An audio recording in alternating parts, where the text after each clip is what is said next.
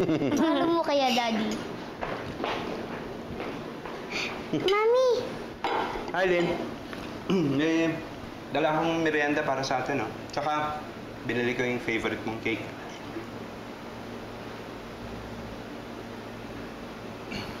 May problema ka?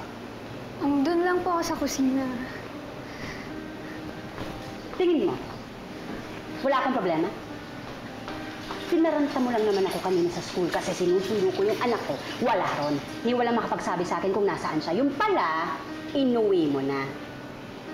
Ikaw naman, Rachel, ilang beses ko sasabihin sa'yo, huwag kang sasama basta-basta kung kani-kanino. Mami, kasi po alam po ni Daddy yung password. Kaya po akala ko po siya po yung susundo sa akin. Miski na! Lynn, saan mo nasisisihin yung bata? Galit ka sa akin na lang. Tsaka, hindi naman kita maintindihan. Bakit ka ba nagagalit? Nandito naman yung bata. Wala naman nangyari masama. Mami, tama na po. Please, wala din naman pong kasalanan si Rachel eh. Malay ko bang susunduin mo siya? Ay, nung umaga sabi mo, susunduin mo, ihatid mo sa school. Dumating ka ba? Hindi, di ba? Sana man lang tumawag ka para sabihin mo sa akin na ikaw magsusundo. Tumatawag ako sa'yo. Halika nga rito.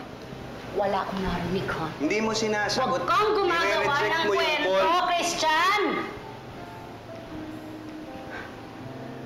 Alam mo, hindi naman talaga yun ang issue, eh. Eh, ano ba talaga ang issue? Ako nalilito na rin, eh.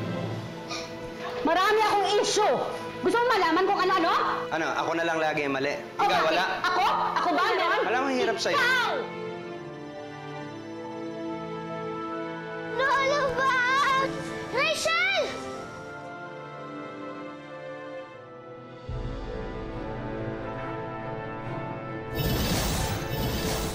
Elsie?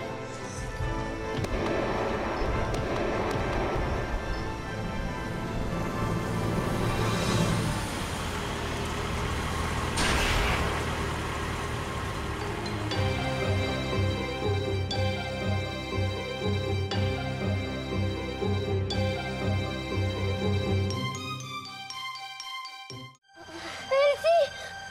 Elsie, paano?